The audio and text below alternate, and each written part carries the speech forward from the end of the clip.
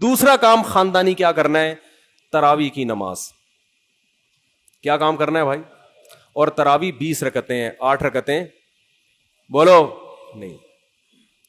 حضرت عمر سے 2 روایتیں, ایک 8 والی اور ایک 20 والی, کہ حضرت عمر نے کتنی دیکھو نبی صلی اللہ علیہ وسلم نے تراویح کی کتنی رکعتیں پڑھی ہیں, کوئی بے غبار حدیث میں ہمیں اس کا تذکرہ نہیں ملتا. بس اتنا ہے کہ 3 دن پڑھی ہے, بس کتنی پڑھی ہے ہمیں نہیں پتا. یہ ہمیں حضرت عمر کے عمل سے پتا چلتا ہے, کیونکہ حضرت عمر بدعتی بولو نہیں ہو سکتے, کیونکہ انہوں نے جب جماعت سے 20 رکعتیں پڑھائی ہیں حضرت عمر نے, تو اس کا مطلب نبی نے ان 3 دن میں کتنی پڑھی تھی. اور ایک ضعیف روایت میں اس کا تذکرہ بھی ہے کہ نبی نے 20 رکعتیں پڑھی ہیں. تو ضعیف روایت کی تائید جب خلفائے راشدین کے عمل سے ہو گئی تو وہ ضعیف بھی عملاً کیا بن گئی؟ صحیح بن گئی ہے وہ. تو حضرت عمر سے 2 ہیں, 8 بھی اور 20 بھی. 8 والی پر امت نے کسی امت نے عمل ہی نہیں کیا, کیونکہ وہ بالاتفاق مضطرب ہونے کی وجہ سے ضعیف ہے, سند کی وجہ سے نہیں بلکہ مضطرب. کیونکہ جو راوی حضرت عمر سے 8 بیان کر رہا ہے وہی کتنی بھی بیان کر رہا ہے؟ 20 بیان کر رہا ہے.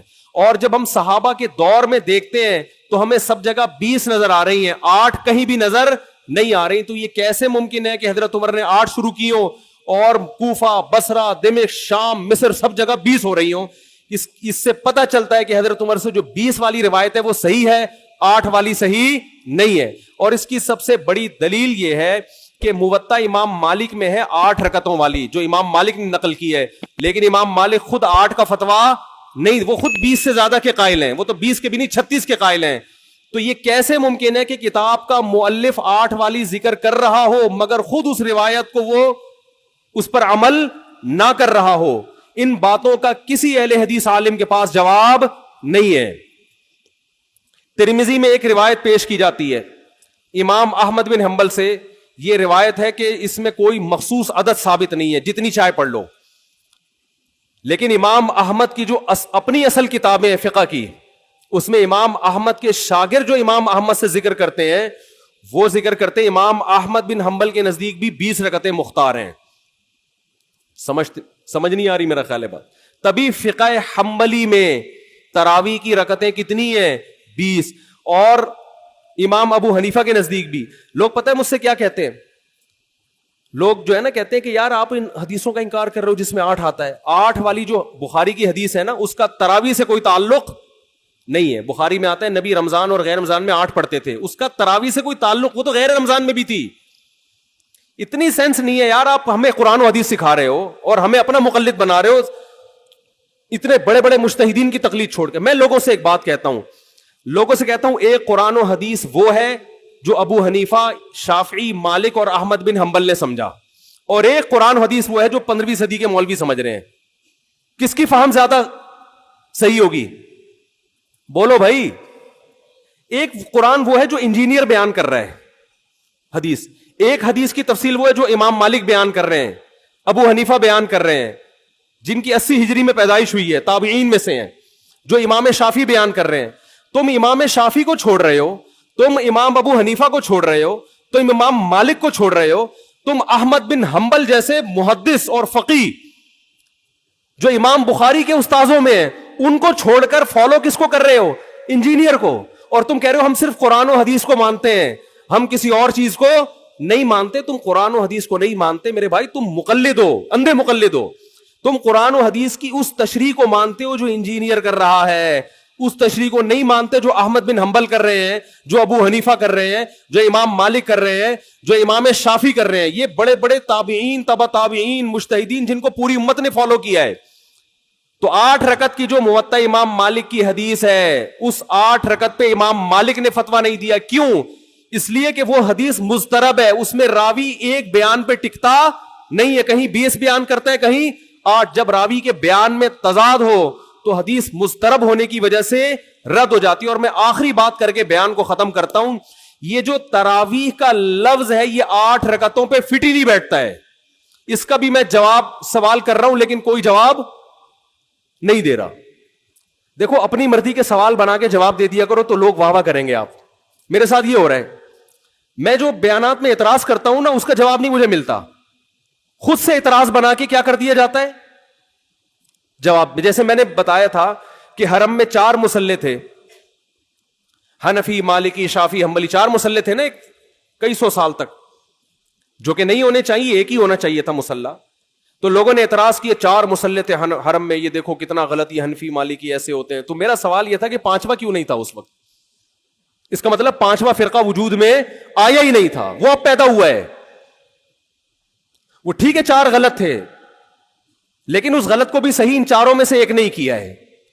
سمجھ رہے ہیں کہ نہیں بھئی ایک امام ہونا چاہیے, 4 الگ الگ جماعتیں نہیں ہونی چاہیے. لیکن اس کا مطلب 700 سال تک امت یہ سمجھتی رہی کہ اہل سنت والجماعت کے 4 نمائندے ہیں, 4 مکتب فکر, 5واں کوئی تھا ہی نہیں, لہذا اس کا کوئی مصلی تھا ہی نہیں.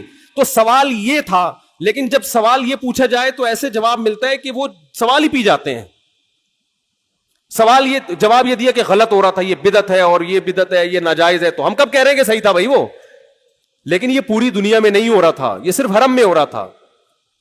اور اس کو ختم بھی حنبلیوں نے کیا ہے کہ نہیں جی امام ایک ہونا چاہیے, سارے چاہے حنفی ہو شافی ہو اس امام کے پیچھے نماز پڑھیں گے. سمجھ میں آ رہی ہے بات کہ نہیں آ رہی؟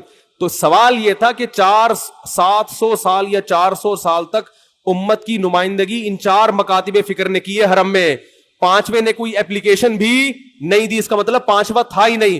اور جو آپ یہ مختلف الفاظ بیان کرتے ہو کہ امام احمد بن حنبل اہل حدیث تھے, فلاں میں اہل حدیث تھے, تو امام احمد بن حنبل اگر اس طرح کے اہل حدیث تھے تو پھر امام احمد بن حنبل کے فالوورز کو اہل حدیث کیوں نہیں کہا جاتا ہے, حنبلی کیوں کہا جاتا ہے؟ نہیں آ رہی بات میرا خیال. یہ ایسے ہی ہے جیسے جماعت المسلمین والے کہتے ہیں کہ ہم نبی کے دور سے ہیں, اور پھر بخاری میں دکھاتے ہیں جماعت المسلمین کے الفاظ. او بھائی یہ والی جماعت المسلمین نہیں تھی, یہ تو باقاعدہ آپ نے رجسٹر کروائی ہے 1975 میں. وہ جماعت المسلمین صحابہ کو جماعت المسلمین کہا گیا ہے.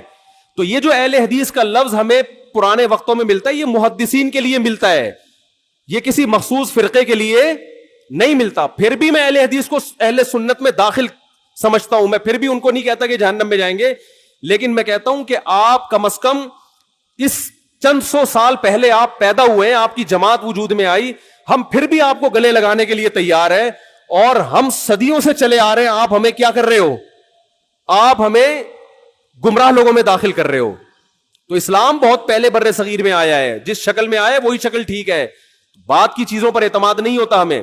تو میں ایک بات کر کے بیان کو ختم کرتا ہوں. یہ جو 8 کا لفظ ہے نا, تراویح کا لفظ ہے, یہ 8 رکعتوں پر صادق بولو نہیں آتا. بہقی کی حدیث ہے, اور بھی روایتیں اس بارے میں, کہ اسلاف جب تراویح کی نماز پڑھا کرتے تھے, اسلاف سے مراد صحابہ تابعین, تو 4 رکعتوں کے بعد آرام کیا کرتے تھے. تو اس لیے 4 رکعت کو ترویحہ کہا گیا. کیا کہا گیا؟ ترویحہ. روح سے نکلا ہے, روح. استراحت کا لفظ سنا ہے آپ لوگوں نے, آرام. استراحت کسے کہتے ہیں؟ آرام. ترویح آرام دینا. راحت, راحت کا لفظ تو اور آسان ہے نا. ارے راحت کا لفظ نہیں سنا؟ راحت کسے کہتے ہیں؟ آپ کہہ رہے ہیں وہ اسے کہتے ہیں ہمارے محلے میں رہتی ہے. راحت کہتے ہیں آرام, ریسٹ. استراحت, راحت. روح یروح ترویحا, باب تفعیل میں جب جاتا ہے آرام دینا. تو ترویحتن, کیونکہ 4 رکعتوں کے بعد آرام کرتے تھے, تو ان 4 رکعتوں کو کیا کہا گیا؟ ایک ترویحہ, یعنی ریسٹ ہے اس کے بعد. اب ترویحہ کا جو لفظ ہے نا, 4 رکعتوں کے بعد کیا ہو رہا ہے؟ ریسٹ. اٹ از کالڈ ترویحہ. سب کو پتہ ہے 4 رکعتوں کو ترویحہ کہتے ہیں. 2 ترویحوں کو عربی میں کہیں گے ترویحتان. کیا کہیں گے؟ جیسے رجل کا معنی ایک آدمی, رجلان 2 آدمی. عربی میں 2 کے لیے الگ لفظ استعمال ہوتا ہے, 2 سے زیادہ کے لیے الگ. تو اگر یہ 8 رکعتیں ہوتی تو ان کو محدثین تراویح نہ کہتے بلکہ ترویحتان کہتے, یا ترویحتین کہتے. کیا کہتے؟ 2 ترویحیں. اور ان کے بیچ میں ویسے بھی ریسٹ کی ضرورت پڑتی نہیں, ٹھیک ہے. 4 رکعت کے بعد امام بیٹھتا, بولتے چل بھائی آگے جلدی کر, جانا بھی ہے گھر میں ہم نے. تو ترویحتین کہتے, ان کو محدثین تراویح نہیں کہتے. اور تراویح کا لفظ ہے جمع. عربی میں جمع کم سے کم افراد کتنے ہوتے ہیں اس کے؟ 3. تو کم سے کم 12 رکعتیں ہونی چاہیے. لیکن تراویح بھی جمع کثرت ہے, جمع قلت کثرت. جمع اقصا کہتے ہیں جو بہت زیادہ جمع ہو. تو پتہ ہے 4 رکعتیں کافی زیادہ ہیں تو ان کو تراویح کہا جائے گا. 4 رکعتیں تھوڑی سی بھی ہو تو ان کو تراویح 4 رکعتیں اگر 3 دفعہ آئیں گی تو اس کو بھی علی وجہ الکمال ہم پورے طور پر تراویح کا لفظ اس پہ صادق نہیں آئے گا. بات آ رہی ہے سمجھ میں کہ نہیں آ رہی ہے؟ سمجھ میں سب آ رہی ہے لیکن گھننے بن جاتے ہیں, گھماتے ہیں. اب دیکھیں نا یوٹیوب پہ اس کا جو بیان آئے گا نا اس میں گھمایا ہوا ہوگا, اس میں گھمایا یہ اپنی طرف سے نکالا ہوا ہے. اپنی طرف سے نہیں بھائی, بہقی کی حدیث ہے, مصنف ابن ابی شیبہ کی روایتیں ہیں, آپ دیکھ لو. اس میں لوگ کہتے ہیں حوالہ کیوں نہیں دیا مفتی صاحب نے. آپ انکار کرو میں حوالہ دوں گا انشاءاللہ. آپ انکار کرو کہ ایسا نہیں ہے, ہم ٹائم بچا رہے ہیں اپنا. وہ مجھے کہہ رہے تھے نا اس بحث میں کہ مفتی صاحب آپ دلیل دو, جو دعویٰ کرے دلیل اس کے ذمے ہے. میں نے کہا دلیل اس کے ذمے اس وقت ہے جب سامنے والے دعوے کا انکار کرے. میں نے ستار بھائی کو میں نے کہا کہ ستار بھائی تم نے 1 لاکھ روپے لیے ہیں. ستار بھائی کہہ رہے ہیں نہیں, ہاں لیے ہیں. تو مجھے کیا ضرورت ہے میں گواہ پیش کروں کہ دلیل دوں؟ وہ مان رہا ہے. تو یہ سب مانتے ہیں. یہ تو علماء جس نے بھی حدیث کی کتابیں پڑھی ان کو پتا ہے کہ ترویح کا لفظ اس لیے لکھا ہوا ہے اس میں. تو اسلاف سے مسجد نبوی میں حرم میں ایک رمضان بھی ایسا نہیں گزرا جب سے حضرت عمر نے 20 رکعتیں شروع کرائی ہیں کہ 20 رکعت سے 1 رکعت بھی کم ہوئی. زیادہ تو ہوئی ہیں, کم بولو نہیں ہوئی ہیں. 1 رکعت. امت اتنی بڑی گمراہی پر 1400 سال سے جمع ہو گئی. تو میرے بھائی جو آپ سے قرآن و سنت کے نام پہ بات کرے نا اسے بولے بھائی ٹھیک ہے میں قرآن و سنت ہی کو مانتا ہوں, مگر قرآن و سنت کی وہ تشریح جو ان مجتہدین نے کی ہے اس کو مانوں گا. جو 15ویں صدی کے مولوی کر رہے ہیں تشریح, میں اس کو بولو نہیں, چاہے وہ سعودی ہوں.